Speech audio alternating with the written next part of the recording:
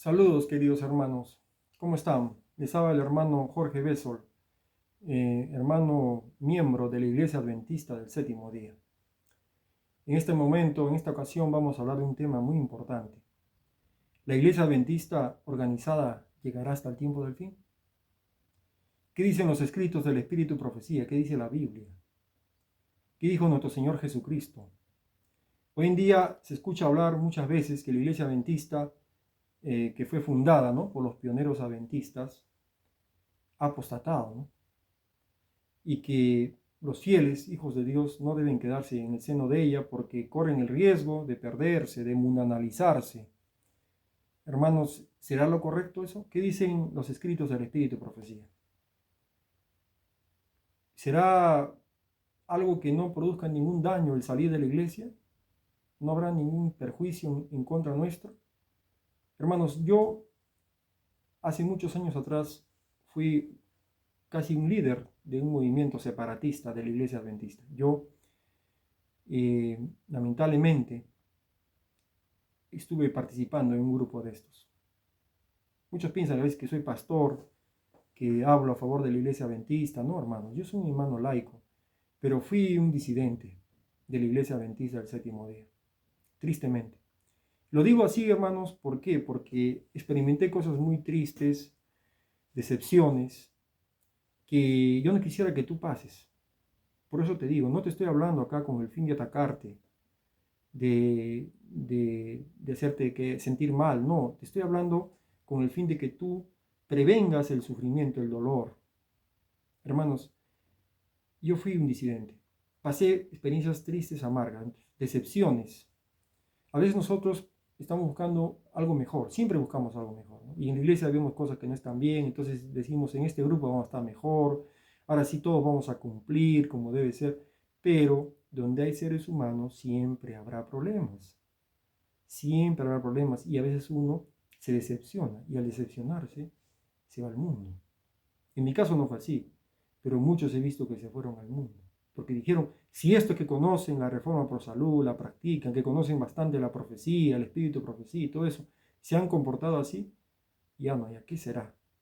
Si estos son los más santos, se decepcionan y se van al mundo, hermano. Y es lo que el diablo quiere, hermano. Hermanos, cuando ves cosas terribles, yo no voy a hablar cosas personales en este momento. Yo creo que un escrito está más importante. Más importante, un escrito está para todo aquel que es sincero y fiel. Tú tienes que tener fe en un escrito está, no en mis palabras, en un escrito está. Bien, vamos a ir a Apocalipsis 12:17, donde nos dice la palabra de Dios que el pueblo remanente tiene la característica de guardar los mandamientos de Dios. Dice Apocalipsis 12:17, dice, entonces el dragón se llenó de ira contra la mujer y se fue a hacer guerra contra el resto de la descendencia de ella, los que guardan los mandamientos de Dios y tienen el testimonio de Jesucristo. Aquí muchos dicen, ¿ves? El remanente fiel son los que guardan los mandamientos de Dios. Ellos son la iglesia verdadera. Los que no obedecen no son la iglesia. Pero es una conclusión apresurada decir esto, porque nuestro Señor Jesús dijo que el trigo y la cizaña iban a estar juntos. O sea, la cizaña, que representa a los infieles, a los que no son sinceros, a los que no obedecen a Dios, van a estar viviendo junto con el trigo hasta el fin del tiempo. Van a estar mezclados, y aquí lo podemos encontrar esto en Mateo capítulo 13, versículo 28 al 30. Jesús dijo, un enemigo ha hecho esto. Y los siervos le dijeron, ¿quieres pues que vayamos y la arranquemos? O sea, la cizaña. Y él les dijo, no, no sea que al arrancar la cizaña arranquéis también con ella el trigo. Dejad crecer juntamente lo uno y lo otro hasta la siega. Jesús dijo, dejad crecer juntamente lo uno y lo otro hasta la siega. Por eso Jesús dijo, no arranquen la cizaña, porque no hace que, como está tan cerca, vayas a arrancar también el trigo. O sea, las raíces estaban juntas. Entonces eso nos enseña algo muy importante, que la iglesia tendrá trigo y cizaña junto hasta el tiempo del fin, ¿verdad?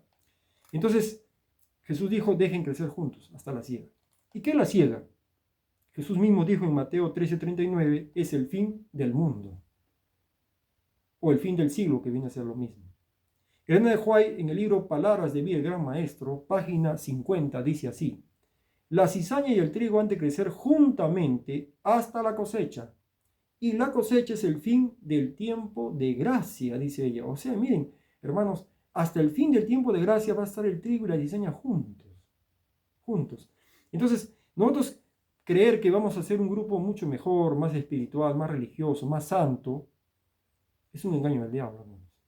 Porque tú, como dije hace un momento, vas a esperar ver una iglesia perfecta, una iglesia triunfante, pero la iglesia triunfante va a aparecer en la ley dominical. Dice leer bien los testimonios. La hermana Juárez dice que ahí tendremos un ministerio puro y santificado, una iglesia pura cuando venga la persecución. Toda esta crisis que va a venir cuando venga la ley dominical, la iglesia será zarandeada. Y ahí habrá una iglesia triunfante, una iglesia así como los apóstoles. Hermanos, ahora estamos una iglesia militante. Hermanos, entonces nosotros no podemos adelantar la profecía. El diablo es astuto, nos engaña, hermanos. Hermanos, la cizaña, ¿a qué tipo de personas simboliza? Por ejemplo, podemos ver que Jesús dijo en Mateo capítulo 13 que las cizañas son los hijos del malo, dijo Jesús. Son los hijos de Satanás. Ahora, cuando Judas se unió a Cristo, Jesús no lo rechazó.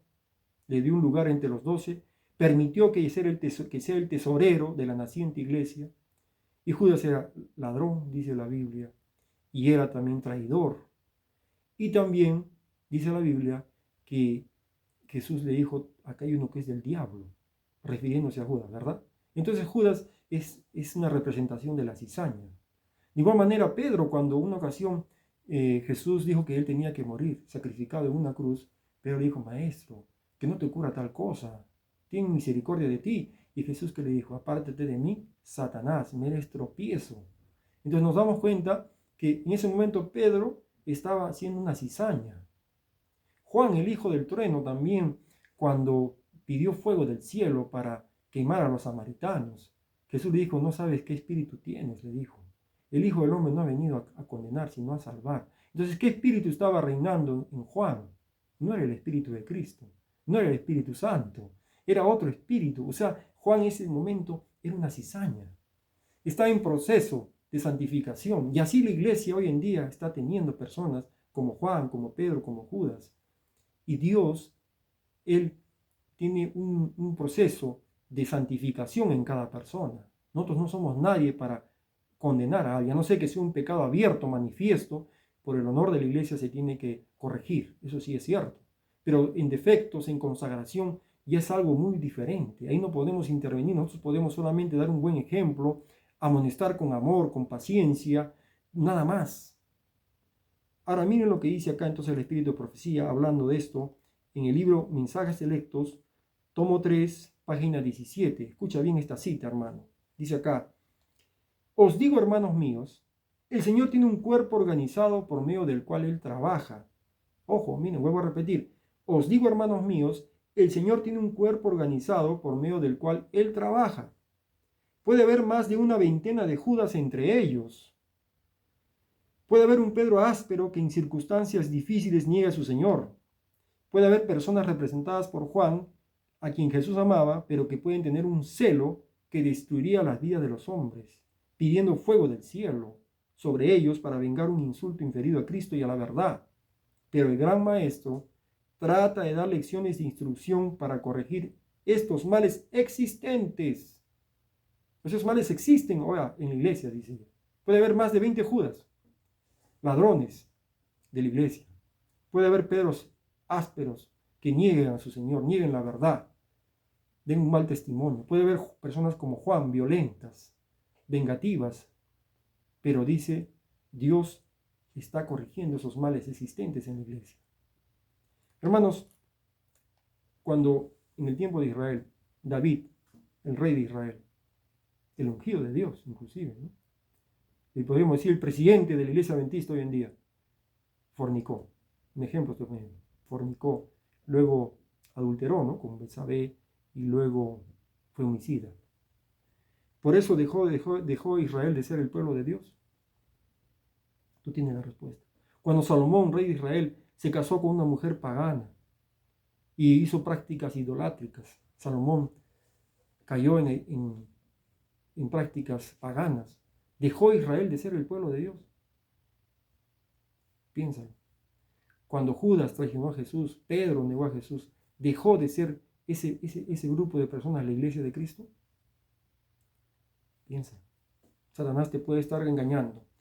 Hermanos, dice acá el Espíritu de Profecía, en Mensajes Selectos, o que diga en Palabras de Vida del Gran Maestro, páginas 51 y 52, referente a este tema, dice lo siguiente: el mundo no tiene derecho a dudar de la verdad del cristianismo porque en la iglesia haya miembros indignos, ni deberían los cristianos descorazonarse a causa de esos falsos hermanos. Dice, ¿qué ocurrió en la iglesia primitiva? Ananía y Zafira se unieron con los discípulos. Simón el mago fue bautizado. Demas, que desamparó a Pablo, había sido contado como creyente. Judas Iscariote figuró entre los apóstoles. El Redentor no quiere perder un alma. Su trato con Judas fue registrado para mostrar su larga paciencia con la perversa naturaleza humana y nos ordena que seamos misericordiosos como Él lo fue. Él dijo que los falsos hermanos se hallarán en la iglesia hasta el fin del tiempo. Hermanos, es clara la cita. Es clara la cita, que tú andes buscando una iglesia perfecta, no la vas a encontrar. El diablo, si te dice, mira, esta iglesia es mejor que la iglesia adventista, te está engañando el diablo, hermanos, porque está yendo contra la Escritura. Hermanos, entonces, conociendo estas citas del Espíritu de Profecía, sería vano, ilusorio, irreal querer asistir a un grupo que es más santo que la iglesia adventista del séptimo día. Además, la última iglesia que dice Apocalipsis, después de esta no hay otra, es la Odisea, y se caracteriza por ser una iglesia tibia, una iglesia que se cree rica pero es pobre espiritualmente, una iglesia desnuda, una iglesia que Dios le está amonestando. Ese es el mensaje. No es un mensaje salgan de la iglesia y vayan a ser una nueva iglesia más santa. No, hermano, es un engaño del diablo. Hermanos, dice acá que Satanás más bien se place en que creamos eso, porque de esa manera nos va a decepcionar, nos va a engañar, hermanos. Y recuerda que el engaño del diablo es para perjudicar. Es para perjudicar y perjudica terriblemente, te digo eso. Te digo. Miren, leamos lo que dice nuestro Señor Jesús referente, ¿qué es lo que tenemos que hacer nosotros en la iglesia? Estas citas de la Biblia a veces no queremos escucharlas, hermanos.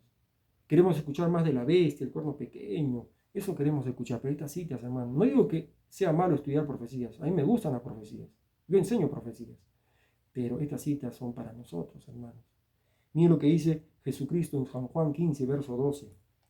Este es mi mandamiento, que os améis unos a otros como yo os he amado, dijo el Señor. Que os améis unos a otros como yo os he amado. O sea, la forma de amarnos en la iglesia debe ser como la que Cristo empleó con Judas, por ejemplo. Jesús no lo hizo quedar mal a Judas delante de todos. Sabía que Judas estaba haciendo esas cosas. Su pecado no era abierto y Jesús lo soportó a Judas. Jesús le dio un lugar entre los apóstoles. Es más, permitió que llevara la bolsa, que sea el tesorero de la iglesia. Pedro, que lo negó a Jesús 3 veces. Jesús, después de su resurrección, lo encontró a orillas del mar. Le dijo, Pedro, ¿me amas más que estos? 3 veces el maestro le preguntó, Pedro, ¿me amas? Y Pedro dijo, Señor, tú sabes todas las cosas, tú sabes que te amo. Esa fue la manera en que Jesús corrigió la cobardía de Pedro, la mentira de Pedro. Hermanos, ¿y cómo Jesús corrigió a la mujer en adulterio? Ni yo te condeno, vete y no peques más. ¿Recuerdas de Simón, el leproso, el tío de esta mujer, que la llevó a esa vida, ¿no? Ese tío, después que fue curado por Cristo, lo invitó a su casa, a Cristo, a una fiesta de gratitud, ¿no? Porque le había quitado la lepra. Pero cuando llegó Jesús a esa fiesta, dice que María se echó a los pies de Cristo, derramó un perfume de alto precio, y la casa se inundó con el aroma del perfume, y muchos criticaron a esa mujer. De entre ellos estaba Judas, ¿no? Y también Simón, el tío de ella, dijo, si este varón supiera qué mujer lo está tocando, si supiera quién lo toca, entonces se atrevió a criticar a Jesús. Y Jesús sabía lo que estaba pasando. Jesús pudo haberlo amonestado delante de todo, decirle, mira, tú eres el culpable, todavía estás criticando. Tú llevaste a esta mujer a esta vida. Pero sin embargo Jesús no lo hizo. Jesús le dijo, Simón, había 2 deudores. Uno debía una cantidad menor, uno debía una cantidad mayor. Y a ambos perdonó el acreedor. Dime, ¿cuál de los dos va a estar más agradecido? Y Simón dijo, a quien se le perdonó más. Y Jesús le dijo, bien has juzgado, Simón. Entonces nos damos cuenta, de esa manera Jesús dice el deseo a toda la gente, llevó a Simón el fariseo a un arrepentimiento, porque él se dio cuenta que Jesús no lo divulgó delante de todos. Esa es la manera en que Jesús amó a los pecadores, hermanos. Es la manera en que Jesús amó. Inclusive él, cuando escribió en tierra, cuando querían apedrear a la mujer en adulterio, ni siquiera les dijo a ellos, tú tienes tal pecado, tú tienes tal pecado. No, escribió en tierra los pecados. Porque eso de acusar, hermanos, es peligroso, hermanos. Ni Jesús se atrevió a acusar. Porque eso es una característica del diablo, hermanos. Es peligroso. Hermanos, el diablo se le llama el acusador de los hermanos, que los acusa día y noche. Hermanos, a mí me da mucha pena, mucha vergüenza. Pobrecitos estos hermanos que en internet, en Facebook, en YouTube, ponen videos de la iglesia adventista que está haciendo mal, que ha hecho tales cosas, que la apostasía, etc. O aún cuando un pastor es sacado del ministerio por algún problema, lo publican. Tal pastor salió de la obra, la iglesia lo sacó por tal cosa. ¡Qué vergüenza, hermanos! La hermana Juárez dice, cuando mostramos al mundo que estamos divididos, estamos abriendo nuevamente las heridas de Cristo, dice ella. ¿Alguna vez te has hecho una herida en la mano? ¿Alguna vez te has golpeado después y se te abre la herida? Qué doloroso, ¿no? Y dice ella que lo compara así cuando hablamos, cuando el mundo se entera que estamos divididos, que estamos peleándonos entre nosotros, estamos abriendo nuevamente las heridas de Cristo, dice. Qué triste, hermanos, qué triste. Hermanos, esta iglesia, como hemos visto, va a tener cizaña. Junto al trigo está el tiempo del fin. Hermanos, y Jesús dice, ámense unos a otros como yo os he amado. Aquí hay otra cita en Juan 13:35, dice, en esto conocerán todos que sois mis discípulos, si tuvieres amor los unos con los otros, hermanos. En esto conocerán todos que sois mis discípulos. Cuando sepas bastante profecía, cuando seas un practicante de reforma por salud, cuando, no sé, cualquier acto externo. Acá dice, cuando os améis los unos a los otros, sabrán que sois mis discípulos, hermanos. Porque ese es el atributo principal para entrar al cielo, el amor. El amor significa la humildad, el servicio, la entrega. Hermanos, ¿Satanás sabe toda la Biblia? Sí, ¿verdad? ¿Y por qué no se salva? ¿Satanás sabe todas las profecías? ¿Y por qué no se salva? Lo que dice Juan en 1 Corintios capítulo 13, verso 4 al 8, dice, el amor es sufrido, es benigno, el amor no tiene envidia, el amor no es jactancioso, no se envanece, no hace nada indebido, no busca lo suyo, no se irrita, no guarda rencor, no se goza de la injusticia, mas se goza de la verdad, todo lo sufre, todo lo cree, todo lo espera, todo lo soporta. El amor nunca deja de ser, pero las profecías se acabarán y cesarán las lenguas y la ciencia acabará. Hermanos, esos atributos del amor son los más importantes para Dios. Por eso cuando Él venga por segunda vez en el trono de su Padre, en el reino de su Padre, Él dirá, estuve en la cárcel y no viniste a mí. Estuve enfermo, no me visitaste. Estuve con hambre, no me diste de comer. Esas son las preguntas que Jesús nos va a hacer, hermano. No vas a decir de cuánto sabes, cuán erudito eres de las Escrituras, sino cuánto te pareces a mí. Es lo que el Señor te va a decir. Por eso hizo, ámense unos a otros como yo os he amado. Hermanos, ¿en qué momento Jesús acusó a los apóstoles con sus defectos? ¿En qué momento Jesús acusó a los discípulos de sus errores abiertamente? Hermanos, tengamos cuidado, hermanos. Ahora, ¿qué dice el Espíritu de Profecía? Lo siguiente, en lo que es Joya de Testimonios, tomo 2, página 79. Dice así, estas personas, hablando de estas personas que se apartan de la iglesia, ¿no?, tienen los atributos del diablo. Recuerden que el diablo se levantó en el cielo por vanagloria, por orgullo, por amor propio, por egoísmo. Hermanos, y esa semilla está en nosotros, o sea, en cualquier momento brota. Uno siempre es orgulloso, siempre es autosuficiente, siempre es orgulloso, siempre es ambicioso. Siempre. No lo neguemos, hermanos. No lo neguemos. Y esa semilla en cualquier momento puede brotar si nosotros no estamos sometiéndonos constantemente a la influencia del Espíritu Santo. Dice acá en Joya de los Testimonios, tomo 2, página 79. Estas personas tienen planes y métodos de trabajo misionero originales. O sea, quieren ellos emplear algo diferente en la iglesia, ¿no? Hacer una obra misionera diferente, quieren métodos personales emplear, ¿no? Lo que ellos piensan que es mejor. Desean introducir en la iglesia cambios de acuerdo con sus ideas de progreso y se imaginan que así se obtendrían grandes resultados. Estos hombres necesitan aprender más bien que enseñar en la escuela de Cristo. Están siempre inquietos, aspiran a hacer alguna gran obra, realizar algo que les reporte honra. Ahí está, el orgullo personal. Esas personas que salen hablando, ¿no? Quieren figurar, yo sé más que el pastor, yo cumplo esto, yo cumplo y hago lo otro. ¿Con qué fin? Para que tú lo consideres como algo mejor. Y detrás de eso puede haber una intención material. Ya tú debes saber a qué me refiero. En Jóvenes Testimonios, tomo 1, página 391, dice así la hermana White. Estos hombres apartan a los demás del cuerpo. Miren esta característica. Estos hombres apartan a los demás del cuerpo, o sea, de la iglesia. Y cada uno en sí mismo es una iglesia separada, o sea, ya no están con la iglesia, se reúnen aparte. Todos no pueden estar en lo cierto y sin embargo se declaran conducidos por el Señor. Oh, mira, se declaran que están conducidos. Ellos mismos dicen, no, Dios nos está guiando, Dios nos está guiando a nosotros. Es interesante, ¿no? Cómo ellos, es una autosuficiencia, es un orgullo religioso, ¿no? Creer que Dios yo soy el elegido, ¿no? El diablo usa esa trampa. Ahí denota autosuficiencia, ¿no? Orgullo, que Dios ha pasado por alto a toda la iglesia y a ti sí te ha revelado, ¿no? A unos cuantos nomás les ha dicho la verdad. Y tú te sientes pues especial, ¿no? A ti te tienen que escuchar, ¿no? Porque tú tienes todo el conocimiento. Hermanos, el apóstol Pablo dijo en la carta a los Corintios, Pablo dijo en 1 Corintios 8:1, el conocimiento envanece, el amor edifica. Interesante las palabras de Pablo. El conocimiento envanece, el amor edifica. A veces conocemos más y por eso nos creemos más capacitados de liderar la iglesia, cuando ese conocimiento no es la característica principal de un líder, sino es la humildad, es el servicio, es el amor al prójimo. Recuerda el líder de Moisés. Moisés dijo, cuando el pueblo apostató, cuando el pueblo se hizo un ídolo, un becerro de oro, Dios le dijo a Moisés, apártate, lo voy a destruir a ellos, y de ti voy a hacer una gran nación.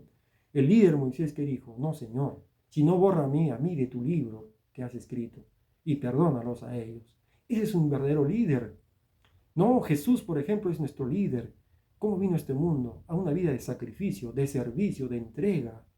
Hermanos, la paciencia de Cristo con los apóstoles, con sus defectos, con sus traiciones, con sus errores, cómo Jesús tuvo esa paciencia. Solo el amor puede generar eso, hermanos. Hermanos, por eso dice Pablo que el amor perdurará para siempre. Las profecías cesarán, las lenguas acabarán, pero el amor nunca dejará de ser. Hermanos, dice el Espíritu y Profecía en Eventos de los Últimos Días, página 48, dice lo siguiente. Oh, dice, cómo se regocijaría Satanás si lograse tener éxito en sus esfuerzos para penetrar en este pueblo y desorganizar la obra en un tiempo en que la organización esmerada es esencial y constituirá el mayor poder para evitar los movimientos espurios y refutar los acertos que no son apoyados por la palabra de Dios. La organización es importante porque protege a la feligresía de los movimientos falsos, espurios, que andan predicando cosas que no son verdad y que traen dolor, sufrimiento. Hermanos, hoy en día, por ejemplo, se habla en 2031, ya viene Cristo. Pero eso oficialmente la iglesia adventista no lo dice, lo dicen grupos separados de la iglesia. Otros hablan de otras cosas. Hermanos, y esto hace daño a la iglesia. Por eso dice la hermana White que es importante la organización para proteger a la iglesia de esos movimientos espurios. Por eso si tú eres hermano adventista y vas a internet, a YouTube, por ejemplo, a ver videos, ten cuidado con lo que estés escuchando. No vaya a ser que estés escuchando al diablo. Ojo, hermanos. Con apariencia de cristiano, porque dice Jesús, vendrán muchos en mi nombre, dice Jesús, y a muchos se engañarán. No van a tomar el nombre de Cristo, somos cristianos, van a decir, tenemos la verdad. Pero detrás de eso, ¿quién está? El príncipe del mal, nuestro peor enemigo, hermanos. Hermanos, dice acá Elena G. de White, sigo leyendo, necesitamos sostener en forma pareja las riendas a fin de que no se quebrante el sistema de organización y orden que fue edificado por una labor sobria y cuidadosa. No se debe dar licencia a elementos desordenados que desean controlar la obra en este tiempo. Algunos han sostenido que a medida que nos acerquemos al fin del tiempo, Cada hijo de Dios actuará independientemente de cualquier organización religiosa. Pero el Señor me ha indicado en esta obra que no hay tal cosa como que cada hombre sea independiente. Con claridad dice el Espíritu Profecía, Dios me ha indicado que en esta obra no es que voy a hacer la obra independientemente, separar la iglesia. No, Dios me ha indicado muy claro, dice Elena G. de White. Y sigue diciendo acá en Testimonio para Ministros, página 485, dice, el Señor desea que sus obreros se aconsejen mutuamente, no avancen en forma independiente. En Testimonio para Ministros, página 488, dice ella, el mundo está lleno de contiendas en procura de la supremacía. El espíritu que nos impulsa a separarnos de nuestros colaboradores, el espíritu de desorganización, está en el mismo aire que respiramos. Bien claro dice acá, el mundo está lleno de contiendas en procura de supremacía, ¿verdad? En los partidos políticos, en cualquier situación, siempre los seres humanos quieren figurar, ¿no? Quieren ser los primeros, ¿no? Hay competencia y todo eso. Pero acá dice, el mundo está lleno de contiendas en procura de la supremacía. El espíritu que nos impulsa a separarnos de nuestros colaboradores, ojo, ese espíritu que nos lleva a separarnos de la iglesia, ahí muestra tu autosuficiencia, que es satánica, ¿no? Dice, el espíritu que nos impulsa a separarnos de nuestros colaboradores, el espíritu de desorganización, está en el mismo aire que respiramos. Algunos consideran peligroso todo esfuerzo realizado para poner orden. Lo consideran peligroso, dicen, nos están quitando la libertad, dicen, ¿no? Como si fuera restricción de su libertad personal y por lo tanto tan temible como el papado. Se cree, es como la Iglesia Católica, nos está prohibiendo, dicen. Declaran que no aceptarán indicaciones de nadie, que no son responsables ante nadie. Se me ha instruido en el sentido de que Satanás realiza esfuerzos especiales para inducir a los hombres a creer que Dios se agrada cuando ellos escogen su propio camino, independiente del consejo de sus hermanos. Qué terrible, hermano, es un engaño del diablo ese. Mensajes Selectos, tomo 3, página 25 y 26, dice Elena G. de White, ningún obrero individual tiene toda la sabiduría que se necesita.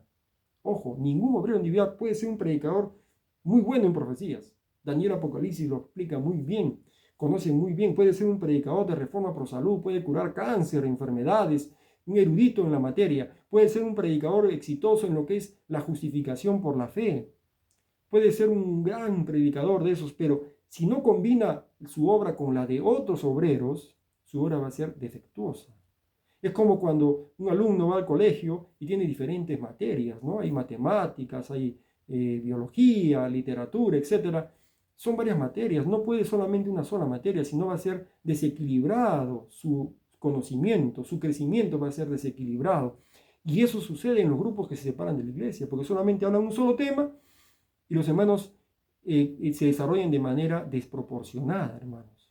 Olvidan otros temas de familia, temas de esposos, olvidan temas, por ejemplo, de la salud, o temas, por ejemplo, de la convivencia, etcétera, etcétera, hermanos, que perdemos de vista. Hermanos, por ejemplo, acá dice el Espíritu de Profecía, vuelvo a repetir, ningún obrero individual tiene toda la sabiduría que se necesita. Debe haber comparación de planes, intercambio en consejos de uno con el otro. Ninguna persona en particular debe creerse suficiente como para manejar el interés de algún lugar prescindiendo de sus ayudantes. Un hombre puede tener tacto en un sentido, pero puede ser un fracaso decidido en algunos puntos esenciales. Esto hace que su obra sea imperfecta. Necesita el tacto mental y el talento de otro hombre, dice, para combinarlos con sus esfuerzos. Todos deben estar en perfecta armonía mutua en la obra. Interesante, hermanos, ¿no? Por eso Pablo dijo que Dios puso en la iglesia uno de pastores, otros de evangelistas, de maestros, de doctores, etcétera, para la edificación del cuerpo de Cristo, ¿no? El cuerpo de Cristo se edifica por todos esos dones. Ahora dice acá, Testimonio para la Iglesia, volumen 1, página 649, o Servicio Cristiano, página 93, dice así: si la disciplina y el orden son necesarios para una acción que tenga éxito en el campo de batalla, ellas son tanto más indispensables en la guerra en que estamos empeñados, cuanto el objeto a alcanzar es de mayor valor y de un carácter más elevado que aquellos por los cuales contienden las fuerzas opositoras en el campo de batalla.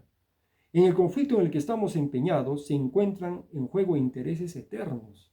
Dice Elena G. de White, si los ejércitos, cuando tienen una batalla terrenal, se organizan, dice, para tener éxito, y los intereses son terrenales, En esta batalla espiritual que los cristianos estamos llevando contra el mal, una batalla espiritual, ¿cuánto más debemos ser sistemáticos y organizados, hermanos?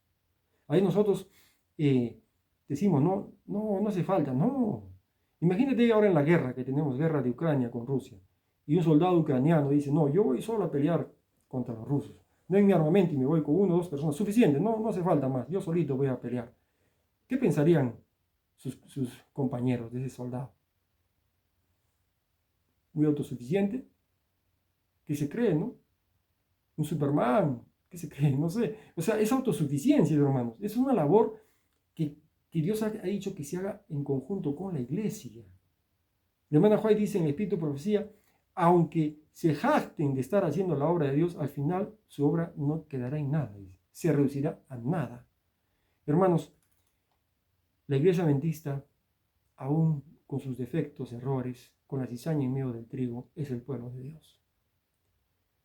Yo te pregunto una cosa, mi querido hermano. Te vas a dar cuenta al momento. Si una persona está viajando, es un adventista, está viajando a otra ciudad y le conversa del evangelio a su compañero de viaje y esa persona se interesa por conocer el evangelio. Por decir que estás viajando, un ejemplo, estás yendo a Estados Unidos, estás viajando a Miami y en el avión le hablas de Dios a la persona te dice, yo quiero conocer. ¿Dónde puedo asistir? Yo vivo en Miami, quiero ir a tu iglesia. ¿A dónde la vas a mandar esa persona? ¿A la iglesia bautista? ¿A la iglesia mormona? Ahí te vas a dar cuenta de la importancia de la iglesia adventista del séptimo día. Si estás en otro país, por decir en Chile, estás ahí en Chile y estás yéndote a otra ciudad y conoces a una persona que también quiere saber el evangelio, ¿a dónde lo vas a enviar? Cuando dice, mire, ya me estoy yendo, me gusta mucho, dime, ¿dónde es tu iglesia? Yo quiero congregarme. Yo te pregunto, ¿a dónde le vas a recomendar para que vaya esa persona? Y en cualquier lugar, la iglesia adventista está casi en todos los países del mundo. Recuerda Apocalipsis 14, verso 6. El evangelio eterno tiene que ser predicado a toda nación, tribu, lengua y pueblo. Y la iglesia adventista está en diferentes países. No puede acabarse esta obra con un grupo separado, como dice un átomo independiente, que no tiene presencia en otros países. No. Hermano, piensa bien cómo el diablo te está engañando. Hermanos, ¿quién imprime los libros? Esos libros que ellos mismos utilizan para atacar a la iglesia. ¿Quién imprime esos libros? Lee la casa editora. Es de la iglesia adventista. Ahí están los testimonios, los libros. Ellos utilizan esos libros todavía para atacar a la iglesia. Y la iglesia los publica. Hermanos, ¿hasta cuándo vamos a permitir que el diablo nos esté engañando? Y el diablo nos perjudica, hermanos. Hermano, Jesucristo dijo, ámense unos a otros como yo os he amado. Hermano, que me escuches, hermana, que me escuchas, no es el fin de ofenderte, de hacerte darte ira. No, yo no soy ningún pastor, soy un hermano laico, que viví la disidencia en carne propia y pasé experiencias muy tristes, muy amargas. He visto realmente cosas increíbles fuera de la iglesia y dije, no, yo regreso a la iglesia. Por la iglesia sí que hay un orden, hay una disciplina. Todas esas personas que ves que se han apartado de la iglesia, lo que quieren es tu plata, tu dinero, hermano. Al final, el fin es ese, desprestigiar a la iglesia, a los pastores, que por cierto hay Judas, hay Pedros, hay Juanes, como dice el Espíritu de Profecía, pero detrás de eso, ¿qué está? Tú tienes que diezmar, tú tienes que dar tu ofrenda. ¿A dónde lo vas a dar? Tanto te han prejuiciado contra la iglesia que no vas a querer darlo. Le vas a dar a alguien que se separe. Dime la bendición. La puedes perder. Y aparte de eso, muchos al final no dan. Prefiero yo invertirlo en volantes, en libros, ya, no, los pastores están mal. Hermano, ahí te viene la maldición. Recuerda lo que dijo Jesús en Malaquías, lo que dice Dios. Maldito sois, con maldición me habéis robado. La maldición de Dios es terrible, hermanos. Cuando Jesús maldijo la higuera en la mañana, regresaron en la tarde los discípulos, la encontraron seca hasta la raíz, Señor. La higuera que tú maldijiste se secó hasta la raíz. Hermanos, la maldición de Dios es terrible. Hermano, cumple con el Señor. Hay suficientes citas donde la hermana White dice, tenemos que devolver el diezmo a la iglesia, a pesar que hay trigo y cizaña. Muchos dicen, no, los pastores están comiendo carne, ¿cómo le vas a dar el diezmo? Esas citas lo dice Elena G. White en Consejos sobre el régimen alimenticio. Y dice ahí, que los pastores deben dar un buen ejemplo en la reforma apostólica. No deben comer carne, así dice ella, lo dice ella. ¿Y por qué lo dice? ¿Por qué lo decía en sus libros? A ver, pregúntate. Lo dice porque ella estaba viviendo, estaba pasando eso en ese tiempo, en su tiempo de la hermana Juárez estaba pasando eso. Pero no por eso ella se separa y hace otra iglesia. No, está advirtiendo, pero eso es algo personal. Es como decir ahorita, quien no hace culto personal, no ora de manera personal, en forma secreta, con Dios, se va a perder. No más, no podemos hacer más. No podemos obligar a la gente a que haga su culto personal. No podemos obligar a la gente a ser vegetarianos. Hermanos, tengamos en cuenta lo que estamos haciendo. Hermanos, como eso te vuelvo a repetir, si la salvación dependiera solamente de actos externos, sería fácil. No, la salvación es semejante a Cristo. Negarte a ti mismo, servir a tu prójimo. Inclusive, dice Juan, dar tu vida, estar dispuesto a dar tu vida por tu hermano. ¿Has llegado a ese nivel espiritual? Nos falta, ¿verdad? Entonces, hermanos, necesitamos humillarnos al Señor. No esperes que te den una enfermedad, un cáncer, una enfermedad para pedirle perdón a Dios y regresar a la iglesia. Yo conocí un hermano, acá en Perú, que se burlaba de la iglesia. Hacía temas en la radio. Decía, la iglesia adventista, en vez de predicar los 3 ángeles, está predicando el mensaje de las 3 ranas, decía. Así se burlaba. Y después me contaron que le dio cáncer. Y se humilló. Y fue a la iglesia, todo demacrado. A esa iglesia que él se burlaba, que él decía que estaba en apostasía, regresó humildemente. Y Dios lo humilló. Y debe ser que se arrepintió porque murió en la iglesia, pero murió con cáncer. A veces el Señor tiene que apretar, así como a Jonás lo apretó. A Jonás. Para humillarnos, sacar toda la pus que hay en nosotros. Hermanos, el pecado tuvo su origen en el egoísmo, en el orgullo, en la vanidad, en el amor propio. Y es lo que tenemos que sacar de nosotros, hermanos. Hermanos, que Dios te haga recapacitar, no yo, Cristo, te haga recapacitar y diga, Señor, ¿qué está pasando con mi vida? Santiago dice, si tenéis ira, cólera con tu hermano, dice, esa vida es terrenal, animal y diabólica, dice. No te puedes engañar a ti mismo. ¿Tienes paz en tu corazón? Amas a tus enemigos, amas a tu prójimo. Estás dispuesto a dar tu vida por aquellos que incluso te han podido botar de la iglesia. Una vez yo fui en una hermana que estuvo en la disidencia, le dio cáncer. Y cuando la vi le dije, hermanita, ¿cómo estás? Me dio pena verla toda demacrada. Ella estaba en la disidencia. Yo volví a la iglesia ya. Eso fue hace muchos años. La fui a visitar. Ella también ya volvió a la iglesia. Pero tenía resentimiento con los líderes de la iglesia, con los ancianos, que la disciplinaron. Y yo le dije, ¿por qué no vas donde ellos? ¿Por qué no pides que el pastor te unja, no? Porque estás enferma. No, no quiero nada, me dijo. Así nomás. No quiero que vengan. O sea, le tenía un resentimiento. Yo te pregunto, ¿así se va a salvar una persona? Otro hermano también que era disidente. Murió en un hospital por un accidente. Yo fui a visitarlo. Le dije, hermano, cuando viene el pastor para ungirte, estás mal. No quiero nada con ese pastor, me dijo. No quiero nada con esos hermanos de la iglesia. Qué triste, hermanos. Sabiendo tanta profecía, tanto espíritu de profecía, y acabar así, ¿no? Un engaño del diablo, hermanos. Yo te pido, hermano, que reflexiones en esta hora.